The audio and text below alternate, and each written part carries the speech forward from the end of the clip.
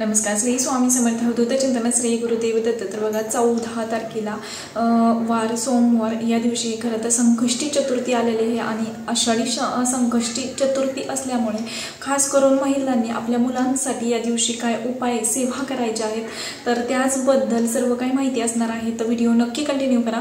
तर बघा ज्यांची मुलं आहेत की बघा जे अभ्यासात प्रत्येक आईला असं वाटत असतं की आपल्या मुलांनी खूप शिकावं, खूप मोठं व्हावं, नावलौकिक व्हावं असं प्रत्येक आईला वाटत असतं. किंवा त्या मुलांनी म्हणजे जी काही बघा काही मुलं एवढी हुशार असतात ना, त्यांचं एकदा जरी वाचन केलं ना किंवा ऐकलं तरी त्यांच्या लक्षात राहतं, अशी देखील मुलं आहेत.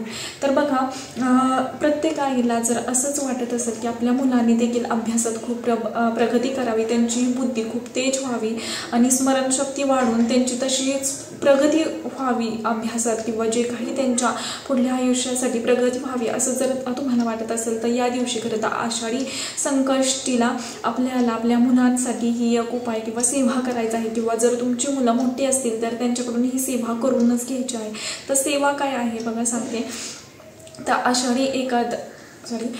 आषाढी संकष्टी चतुर्थीच्या दिवशी आपल्याला एक उपाय करायचा आहे. बघा ज्यांची मुलं मोठी असतील तर त्यांनी काय करायचं आहे की सुरुवातीला गणपती बाप्पांवरती अभिषेक करायचा आहे. ज्यांची मुलं मोठी असतील त्यांना सांगते आणि ज्यांची मुलं खरंच छोटी आहेत किंवा त्यांना अजून लिहिता वाचता येत नाही तर त्यांनी काय करायचं की त्या आईने आपल्या मुलांसाठी म्हणजे त्या मुलांना जवळ बसवायचं आहे.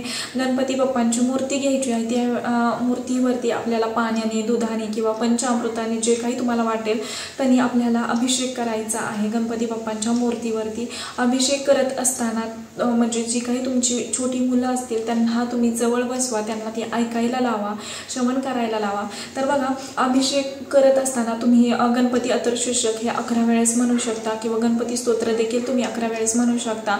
त्यानंतर बघा जर खरंच तुम्हाला शक्य नसेल तर एकदा तरी गणपती स्तोत्र आणि गणपती अथर्वशीर्षक म्हणा. आणि फलश्रुती म्हणत असताना आपल्याला हात जोडून बसायचा आहे. फलश्रुती म्हणत असताना आपल्याला म्हणजे अभिषेक करायचा नाहीये. त्यानंतर बघा जर तुम्हाला खरंच ते सुद्धा अवघड वाटत असेल म्हणण्यासाठी तर तुम्ही ओम गण गणपती नमः, ओम गण गणपती नमः असं म्हटलं, 1 माळ करा किंवा 11 माळी करा असं केलं तरी सुद्धा चालू शकतं. आणि ते तीर्थ आपल्या मुलांना प्यायला द्यायचं आहे. बघा मोठ्यांपासून म्हणजे बारक्यांपासून मोठ्यांपर्यंत सगळ्यांनाच असं वाटत असतं की आपण देखील म्हणजे प्रत्येक क्षेत्रात जे कोणी व्यक्ती असेल किंवा मग ती वर्किंग करणारा असेल किंवा शिकत असेल प्रत्येकाला आपली बुद्धी तेवढीच तेज असणं महत्त्वाचं असतं. कारण बघा तुम्हाला एक सांगते की जेव्हा तुम्ही हे तीर्थ केलेलं पाणी बघा गणपती बाप्पा हे बुद्धीची देवता आहे. त्यामुळे जर तुम्ही ह्या महिन्याच्या आषाढी संकष्टी चतुर्थीला जर तुम्ही ही सेवा करत असाल तर अतिउत्तम. त्यामुळे तुम्हाला काय करायचं आहे गणपती बाप्पांच्या मूर्तीवरती मी जशी तुम्हाला सेवा सांगितली त्या पद्धतीनं करा किंवा ओम गण गणपती नमः ह्या पद्धतीनं म्हणजे 1 माळ किंवा मग तुम्ही 11 वेळेस म्हटलं तरी सुद्धा चालू शकतं. अभिषेक केलेलं पाणी तुम्हाला तुमच्या मुलांना द्यायचं आहे प्यायला. त्यानंतर घरातल्या सर्वांनी जरी ते तीर्थ म्हणून घेतलं तरी सुद्धा चालू शकतं. बघा जर तीर्थ जर जास्त झालं प्रत्येक जण पिऊन जरी शिल्लक राहिलं असेल तीर्थ ते तर आपल्याला म्हणजे तुळशीला न टाकता म्हणजे तुळशीच्या कुंडीत न टाकता आपल्याला कुठल्याही कुंडीत ते म्हणजे तीर्थ हे करायचं आहे, टाकायचं आहे. ते तुळशीला कधीच कोणतेही म्हणजे जो कोणी तुम्ही अभिषेक करणार आहात कोणताही असू देत, मग कोणत्याही मूर्तीवरती कोणत्याही देवावरती तुम्ही अभिषेक करणार असाल तरी सुद्धा ते पाणी आपल्याला तुळशीला ओतायचं नसतं. तुम्ही कोणत्याही कुंडीत ओतू शकता, बाहेर देखील टाकायचं नसतं, कोणत्याही झाडाला तुम्ही टाकू शकता, फक्त तुळशीला टाकायचं नाहीये हे तुम्ही लक्षातच ठेवा.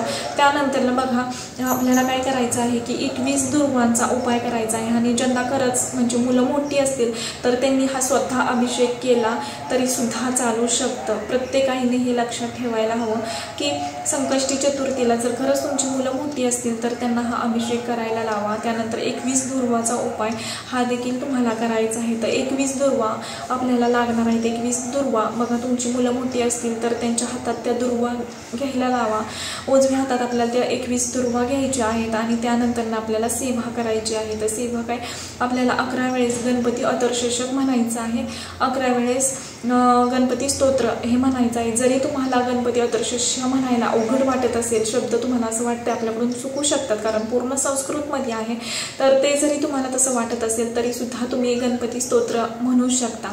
हे आपल्याला 21 दुर्वा हातात घेऊन ते सर्व होस्तोपर्यंत म्हणजे सेवा होस्तोपर्यंत आपल्याला त्या दुर्वा तशाच हातात ठेवायच्या आहेत. वाचन झाल्यानंतर ना आपल्याला त्या दुर्वा हळदी कुंकू त्या दुर्वांना लावून म्हणजे नाही का जे शेंडा असतो वरचा भाग तो दुर्वा हळदी कुंकू लावून तो गणपती बाप्पांपुढे ठेवून द्यायचा आहे आणि प्रार्थना करायची आहे. पण जर ज्यांची मुलं छोटी असतील तर तसंच सेम करायचं आहे की आपल्या मुलांसाठी मुलांना जवळ बसवायचं आहे, त्यांना ते ऐकायला लावायचं आहे आणि आपण त्या दुर्वा म्हणजे मुलांच्याच हातात द्यायच्या आहेत. तुम्ही वाचन करायचं आहे आणि त्या दुर्वा फक्त तुमच्या मुलांच्या हातात द्यायच्या आहेत आणि तुम्ही पठण करून मग ते मुलांना त्या दुर्वा गणपती बाप्पांपाशी ठेवायच्या आहेत. बघा तुम्ही अभिषेक करणार, त्यानंतर गणपती बाप्पांना धूपदीप दाखवायचा आहे. जास्वंदीचं फूल भेटलं तर अतिउत्तम.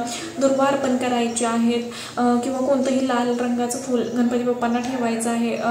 नैवेद्याला तुम्ही म्हणजे नाही का गुळ खोबरं वाटी ते ठेवू शकता किंवा एखादं फ्रूट वगैरे ठेवलं तरी सुद्धा हरकत नाही आहे.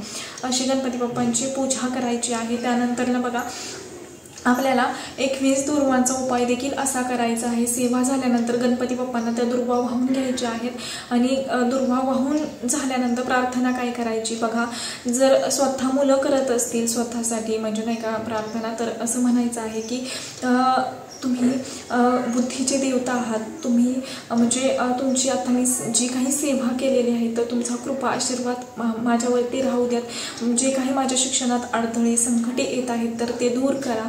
माझी स्मरणशक्ती वाढू देत किंवा मी जो काही अभ्यास करत आहे किंवा जे काही मी शिक्षण घेत आहे त्याच्यात माझी प्रगती होऊ देत. आणि असं आपल्याला सर्व काही प्रार्थना करायची आहे. आणि आपल्या म्हणजे मुलांसाठी आपल्या आईने सुद्धा आपल्या मुलांसाठी अशीच प्रार्थना करायची आहे की मुलांची स्मरणशक्ती वाढू देत, त्यांची बुद्धी तेज होऊ देत किंवा तुम्हाला जे काही त्यांच्या अभ्यासातील अडथळे असतील तर ते दूर करा आणि त्यांचा जो काही शैक्षणिक जे आयुष्य आहे तर ते त्यामध्ये खरं तर म्हणजे उज्ज्वल आयुष्य त्यांना द्या, असं खरं तर प्रार्थना करायची आहे प्रत्येकाने आपल्या मुलासाठी.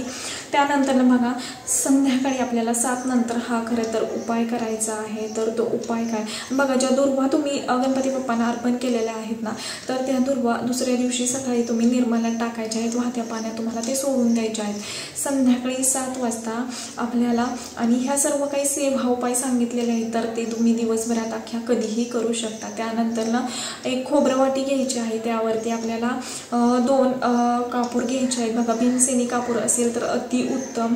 भीमसेनी नसेल तर साधा कापूर घेतला तरी सुद्धा चालू शकतं, पण भीमसेनी कापूरचे खरंच खूप प्रभावशाली तो कापूर आहे. त्याच्यामुळे जर असेल तर भीमसेनीच कापूर घ्या. त्याच्या 2 वड्या घ्यायच्या आहेत. त्या म्हणजे एक वाटी घ्यायची आहे, त्याच्यात खोबरं वाटी ती ठेवायची आहे आणि त्यावरती आपल्याला 2 कापूर आहेत तर ते प्रज्वलित करायचे आहेत आणि आपल्याला एक मंत्र म्हणायचा आहे. जोपर्यंत हे कापूर विजत नाही तोपर्यंत हा मंत्र म्हणायचा आहे. ओम श्रीम विघ्नहर्ताय नमः, ओम श्रीम विघ्नहर्ताय नमः असा आपल्याला हा मंत्र म्हणायचा आहे. जोपर्यंत तो कापूर विजत नाही तोपर्यंत आपल्याला तो कापूर म्हणजे आपल्याला हा मंत्र म्हणायचा आहे गणपती बाप्पांचा. हा मंत्र म्हणून झाल्यानंतर आपल्याला पुन्हा प्रार्थना करायची आणि नंतर मग तुम्हाला ते खोबरं वाटी दुसऱ्या दिवशी सकाळी तुम्हाला ते निर्मल्यात सोडायचे आहे. हा उपाय का करायचा की बघा प्रत्येकाच्या आयुष्यात काही ना काही संकट अडचणी आहेत आणि बघा आपण गणपती बाप्पांना प्रत्येक पूजेत आधी गणपती बाप्पांचा मान असतो, नंतर आपण बाकीच्या देवदेवतेंचं खरं तर उपासना सेवा करत असतो, पूजा करत असतो. त्यामुळे प्रत्येकाच्या आयुष्यात काही ना कितीही सुखी असला तरी सुद्धा कोणीही पूर्णपणे सुखी आणि पूर्णपणे दुःखी नसतो. त्याच्यामुळे प्रत्येकाच्या आयुष्यात संकटे येत असतात. फक्त संकटे येतात म्हणून आपल्याला त्याची तीव्रता कशी कमी करता येईल यासाठी खरं ही सेवा करायची आहे. त्यामुळे नक्कीच ही सेवा करा आणि प्रत्येक आईने आपल्या मुलासाठी नक्की ही सेवा उपाय करायला विसरू नका या दिवशी. तर आतापुरतं एवढंच झालेली सेवा मी महाराजांच्या निरुसू करते. व्हिडिओ आवडला असेल तर लाईक करा, शेअर करा आणि चॅनेलवरती नवीन असेल तसंच नवनवीन व्हिडिओ पाहण्यासाठी चॅनेलला सबस्क्राईब करा. धन्यवाद. श्री स्वामी समर्थ.